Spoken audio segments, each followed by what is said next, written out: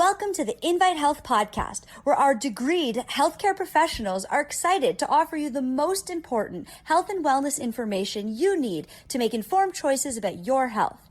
You can learn more about the products discussed in each of these episodes and all that Invite Health has to offer at www.invitehealth.com/podcast. First-time customers can use promo code podcast at checkout for an additional 15% off your first purchase. Let's get started.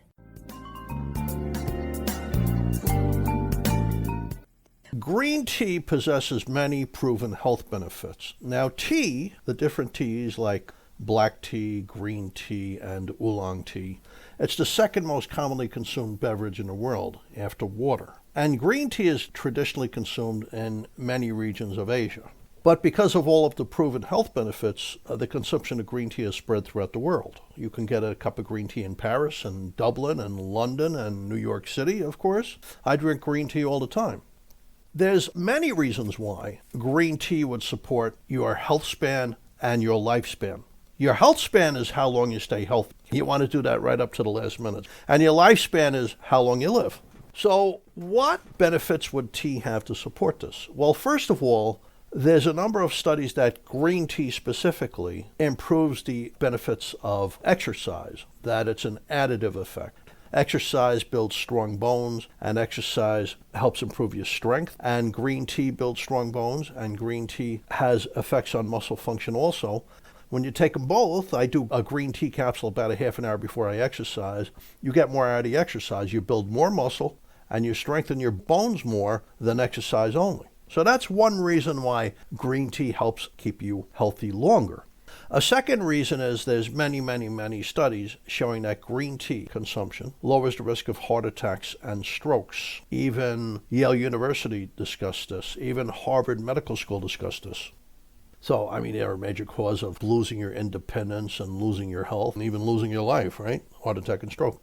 There's also studies that green tea supports good brain function and brain health into deep old age. So there's many things going on. There's a certain level of research showing green tea may lower the risk of breast cancer, which I think is putative. I believe it's real. There's many studies showing green tea lowers the risk of prostate cancer. I think that's also real. And there's even studies that green tea lowers the risk of creating polyps, the kind of polyps that can convert into colon cancer. And I believe that's real also. So what about fragility? There's quite a few studies showing that green tea helps prevent fragility.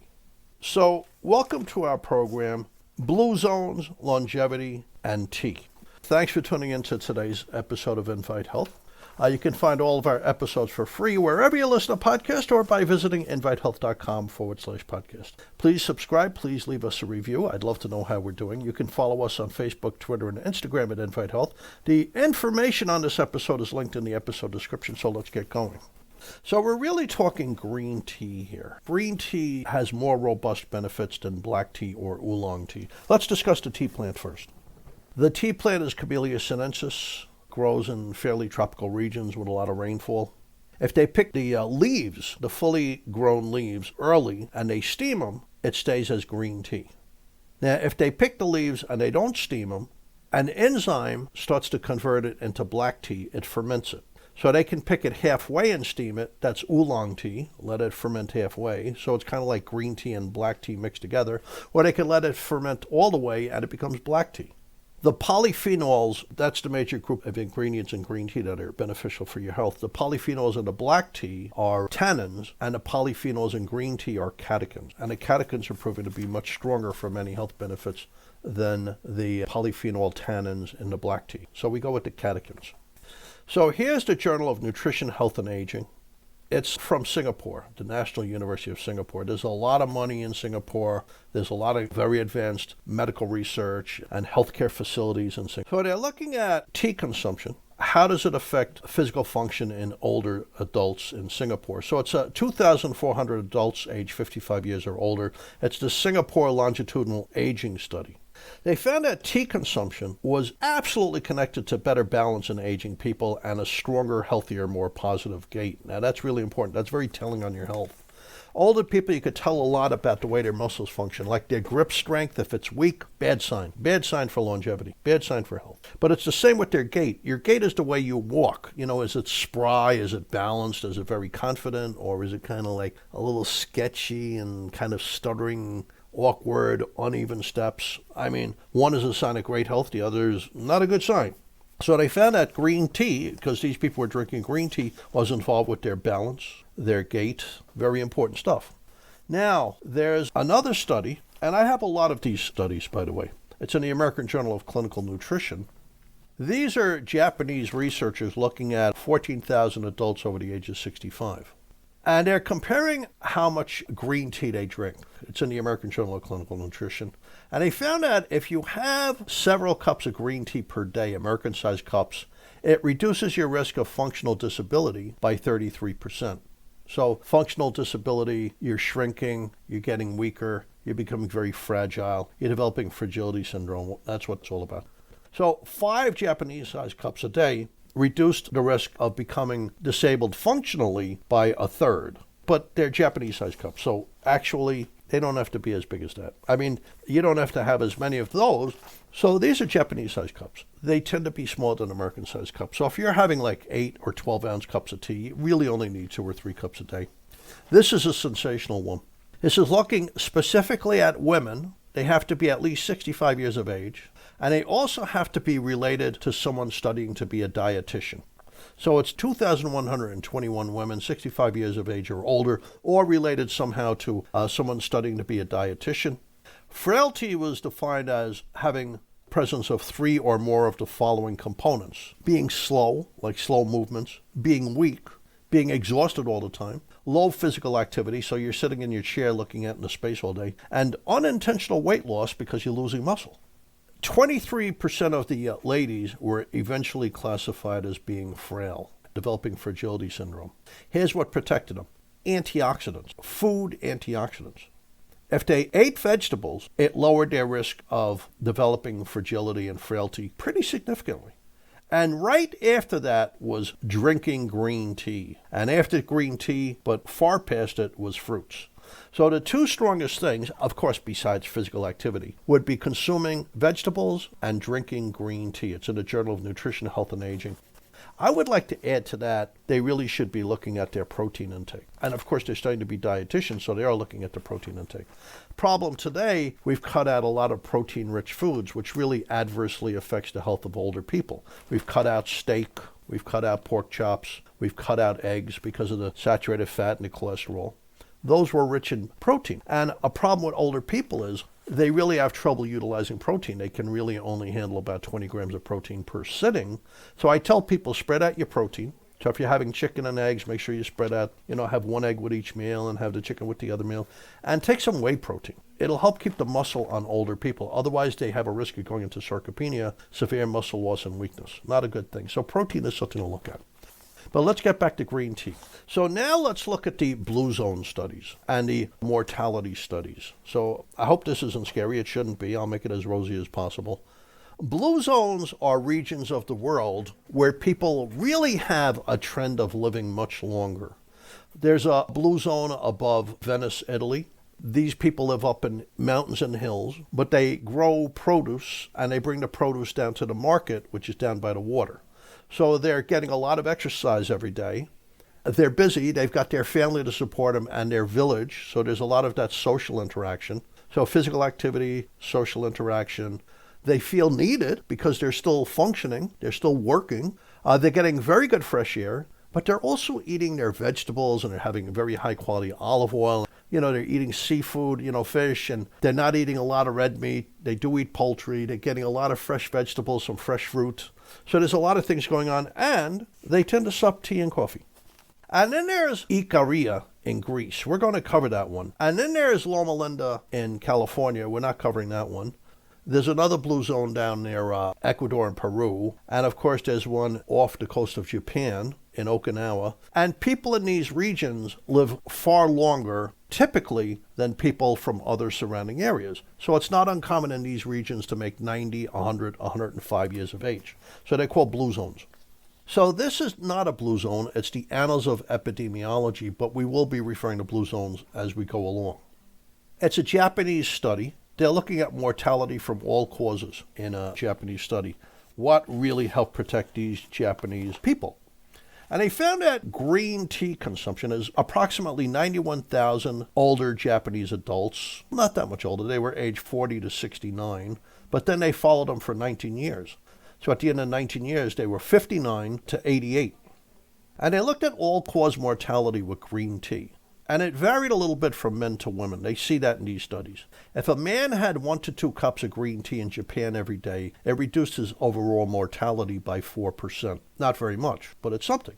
But if they had 3 to 4 cups a day, it reduced mortality by 12%. And if they had 5 cups, it reduced it by 13%. Now, once again, these are not the same size cups that we characteristically drink in America. So basically 2 or 3 cups of green tea in America should do it for you. So reducing the risk of all-cause mortality by 13% is pretty amazing. All-cause mortality is dying from any cause: heart disease, cancer, infections, liver disease. Now, in women, the green tea intake was even more positive. If a woman had 1 to 2 cups of green tea a day, persistently, consistently, habitually, it reduced her risk of all-cause mortality by 10%, dying from any cause. If she had 3 to 4 cups a day, it reduced her risk by 13%, and 5 cups a day reduced her risk by 17%.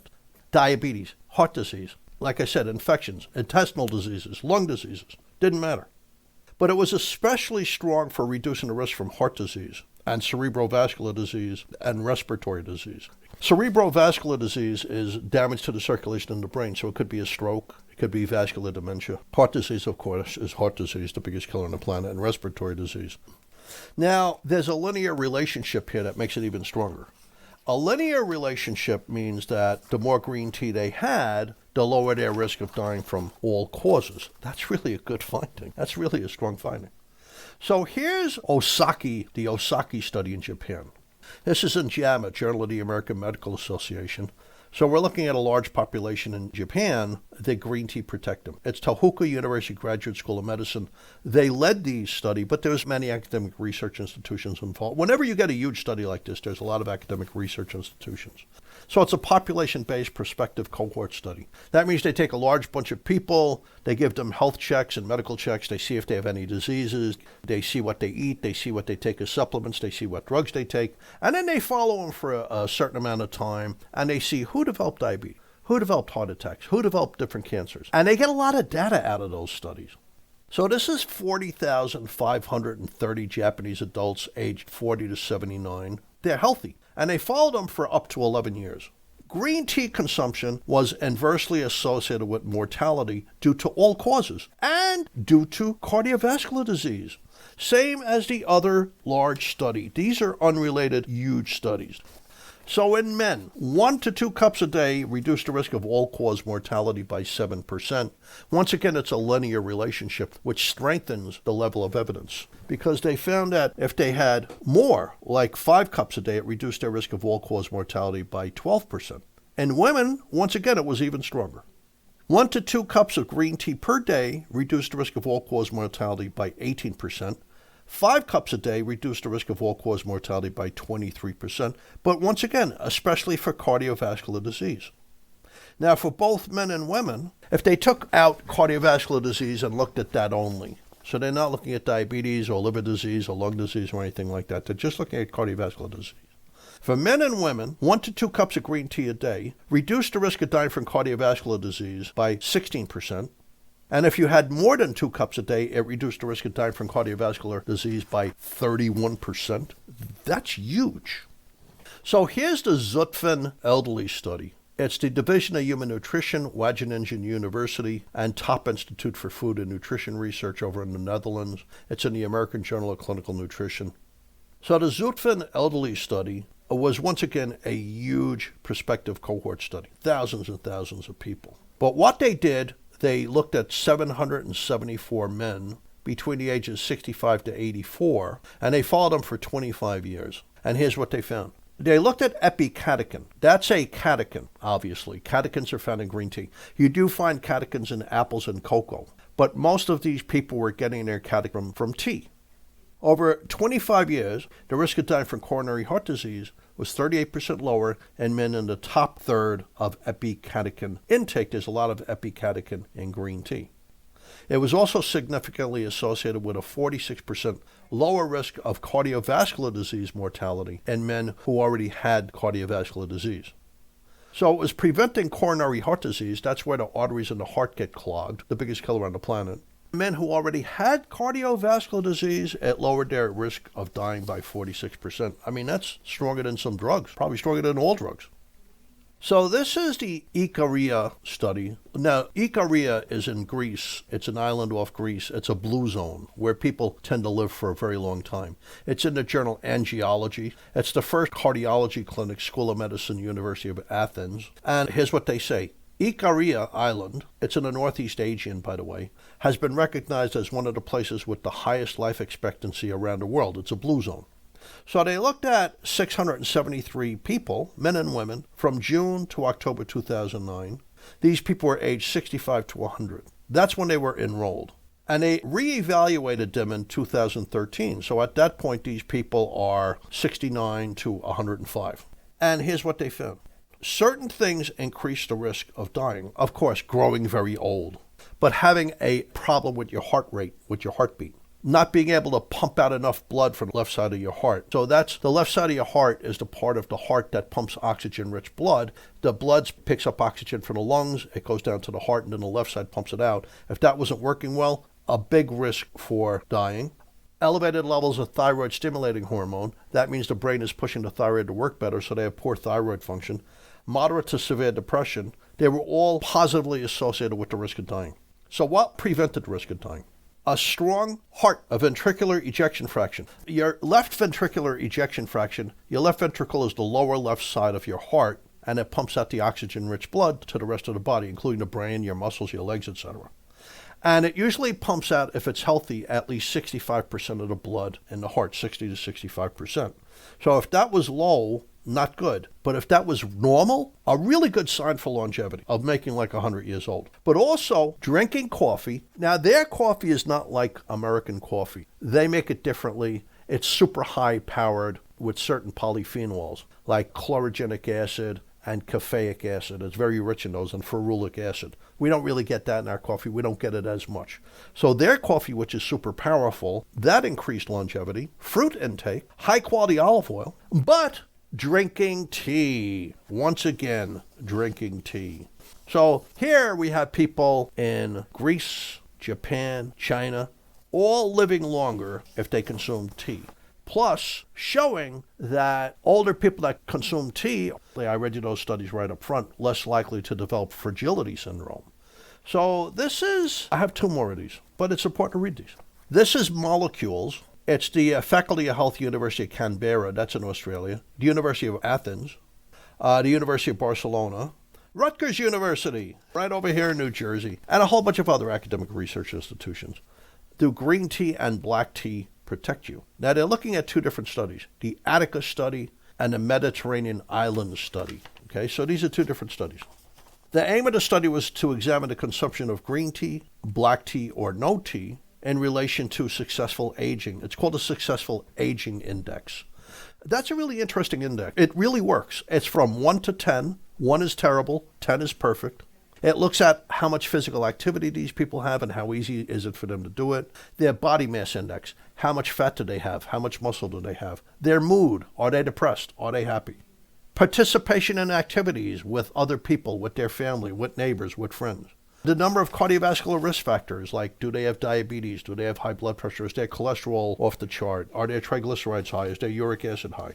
Adherence to a good diet, the Mediterranean diet, plus education and socioeconomic factors, like are they desperately poor or can they afford to eat good food? So all of those lead to successful aging. And the best level of successful aging is a score of 10.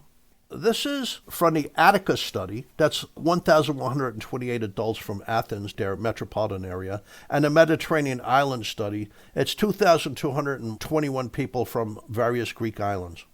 So they adjusted for their age, their sex, smoking, coffee. Having green tea improved successful aging, but black tea didn't. Black tea did not improve successful aging. Green tea improved the successful aging index by 3.58 points. That's out of 10. Green tea consumption increased the successful aging index by 3.58 points out of 10. Almost 4 points out of 10. That's unbelievable.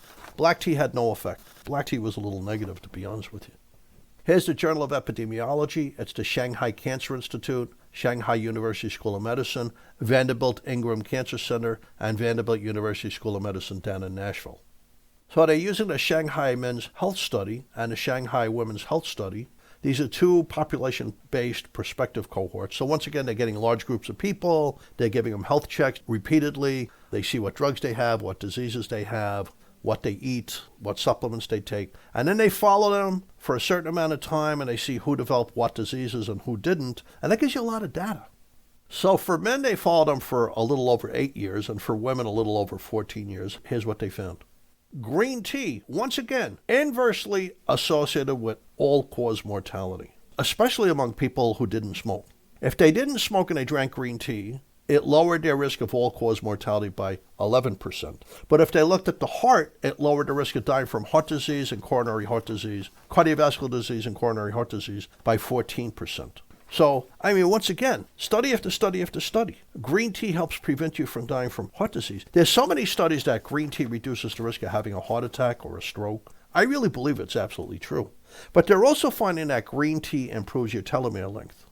Inside your chromosomes, you have genes. And these genes dictate how you live and how tall you're going to be and the color of your hair and the color of your eyes, how well your immune system functions, how much of the antioxidants you make, all of these things. And they're affected by the way you live. And they can judge your age to a degree by the end caps on your genes. They're called telomeres.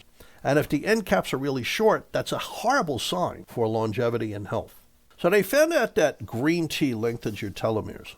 Now, this is a study from Kaiser Permanente and the University of California in San Francisco, and they discovered a significant relationship between telomere length and mortality.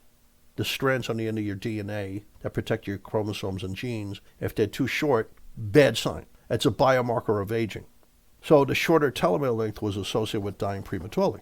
Now, a different study, the Intermountain Heart Institute in Salt Lake City, they studied the DNA of 3,500 people with heart disease. So these were patients with heart problems. Patients with longer telomeres, they lived longer. The length of telomeres in heart disease patients actually predicts their life expectancy. So here's one of the reasons why green tea would help you live longer. So what shortens your telomeres? Persistent stress, you're stressed all the time. Inhaling pollution, smoking, obesity, not eating good food, not exercising, not taking a vitamin. And living a healthy life tends to increase the length of your telomeres. The supplements that have been shown to increase the length of your telomeres, an herb called astragalus, a dipeptide called carnosine, multivitamins, and green tea. So this is a study from Hong Kong, including 2,000 men and women. Drinking 3 or more cups of green tea a day was tied into longer telomere lengths, equivalent to being 5 years younger. So there's a lot of reasons why green tea would be connected to a longer, healthier life. Now, here's the deal. This is a call to action. I would get a green tea, and I would have 2 big American-sized cups a day in the summer. In the winter, you want more because it also helps protect you from colds and other viruses like flu viruses. So in the winter, you want to have like 3 or 4 cups a day. But in the summer, I would good quality organic green tea because they spray green tea plantations with DDT to kill the mosquitoes so people don't get malaria. So I would get an organic green tea, and don't put milk in it. Milk seems to take away some of its activity. I would squeeze a little bit of lemon into it and drink that twice a day. We also have green tea extract liquid, which has been shown to be very helpful for people's health. Each squirt is a big American-sized cup of green tea as far as these polyphenols, the EGCG.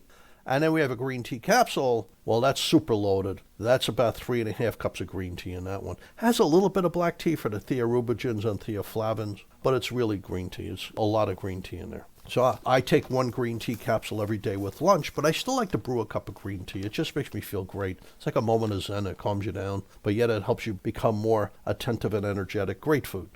So thanks for tuning into the Invent Health Podcast. You could find all of our episodes for free wherever you listen to podcasts, or by visiting invithealth.com/podcast.